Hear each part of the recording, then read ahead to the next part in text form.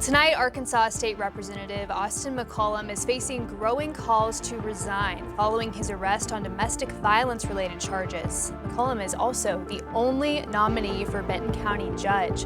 Thank you for joining us tonight at 6 on air and streaming on 5 News Plus. I'm Morgan Wrigley. 5 News reporter Bo Russell has been looking into this situation and explains how an already tricky situation just got trickier. If he stays on the ballot, unless he, falls incredibly ill, dies, or moves out of the county or gets another position, he will be the candidate on the ballot in November, and there will be no other candidates. State Representative Austin McCollum is the only candidate who qualified for the Benton County judge race. That means despite his arrest on Saturday for domestic violence-related charges, he can't just be taken off the ballot. If he doesn't meet those requirements and he voluntarily does not choose to, no. McCollum is charged with first-degree false imprisonment, aggravated assault on a family or household member, and third-degree domestic battery. But Governor Sarah Huckabee Sanders, who previously endorsed McCollum, is now calling on him to resign from the state house and withdraw from the county judge race. Attorney General Tim Griffin, Lieutenant Governor Leslie Rutledge, and current Benton County Judge Barry Mooring are among others who have also called for him to step aside. I went to Bentonville to ask what residents think. You would think there'd be some sort of regulations as to, especially domestic violence, on either side of it. Yeah. That doesn't seem right. If McCollum does voluntarily withdraw, Rose says the Republican Party would then have to move quickly to fill the vacancy. They need to get another candidate on the ticket here rather quickly because time is of the essence for them. Attorney Adam Rose says the party would ask the governor for approval to fill that vacancy. If he does withdraw within the time frame, within the next 16 days, at that point the Republican Party then asks the governor if they can have a special election or a party convention. Rose says that process would give Republicans a way to put another candidate on the November ballot. But if McCollum doesn't withdraw, he remains the only candidate on the ballot. I would say the sooner he's willing to withdraw, I think the better for the Republican Party and truly the Benton County. In Bentonville, covering news where you live, I'm Bo Russell, 5 News. And here are a few key dates for the Benton County election. Voters will cast ballots on Tuesday, November 3rd during the midterm election. Next county judge will officially take over for current judge Barry Mooring on January 1st. Mooring, who is currently on his 3rd term, chose not to seek re-election. We enjoyed a much warmer day here. Well, maybe not much warmer, but at least 2 to 3 degrees warmer here. Lots of sunshine that we had earlier today. Our next little impact in terms of our weather, our sensible weather, is going to come at the end of the week, and it's going to be thanks to this little guy, this cold front attached to a low pressure near the Dakotas. That's going to take a few days before it starts to reach our neck of the woods. But at least we saw a few cumulus clouds out there, and temperatures have been a little bit warmer this afternoon. We're already up to 93 in Ozark, 93 in South Salpoto is 95 right now at 6 p.m. Northwest Arkansas, the upper 80s, lower 90s roughly. We're up to 88 degrees right now in Fayetteville. 85 in Huntsville, so maybe that higher terrain playing a bit of a role out there and maybe keeping temperatures just a little tad lower. But I expect that warming trend to continue the next couple days still. So overall, about 2 to 3 degrees warmer for high temperatures tomorrow. We're getting up to the mid-90s in Northwest Arkansas. We're getting up to the upper 90s for the River Valley. We'll be close to 100 tomorrow. We'll see if we get there, but I think upper 90s is probably a good bet there. Now, that cold front that I showed you earlier here about 30 seconds ago, that's going to give us an increase in rain chances. It's really going to start to weaken and become pretty much washed down, kind of fizzle out. But there's still going to be enough energy, enough moisture where rain chances peak Thursday and even into Friday as well. We'll talk more about that and what we could be looking at here over the next several days. Thank you, Noah.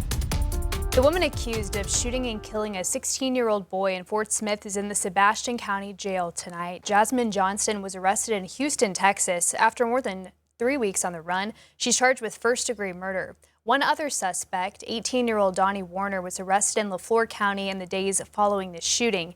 Investigators have not released the name of the victim. Well, now to an update on a situation that has been developing for the last few months in Fort Smith. A citizens group has been working to get a measure on the ballot, changing Fort Smith to a mayoral form of government. But on July 21st, the voter petitions were not turned in as planned. The group says a canvasser raised a concern about how some of the signatures were notarized, which leaves us where we are today. 5 News anchor Tiffany Lee has more on what's next. We're turning in signatures to change the form of Fort Smith's government. So we actually have elected representatives that are in charge of the city instead of people that are appointed. Fort Smith mayoral candidate Shane McKinney has made it his mission to get this new measure on the ballot. Most people feel like Fort Smith doesn't listen to them, and it's because you don't get to vote for the leadership. This is going to give us the opportunity to have so many more elected leaders in the city. McKinney isn't the only one passionate about the subject. Thousands of others signed the petition to get the form of government change on the ballot. We got 3,607, and it took a tremendous amount of work. Now, the numbers have to be counted and verified by the city clerk, Sherry Gard.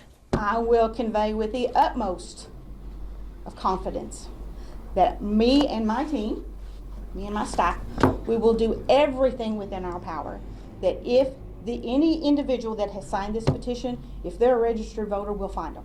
The group must submit more than 2,600 verified signatures to get the proposal on the ballot. It is not our job to seek to disqualify. It is our job to seek to find, okay? So I just want to clarify that our job is to seek to verify as many as we can, not to disqualify as many as we can. While numbers are being verified, the gathering of signatures can continue, which McKinney says is important, claiming the Secretary of State threw out over 1,000 signatures on technicalities just last week. We are not going to stop until this is on the ballot in November.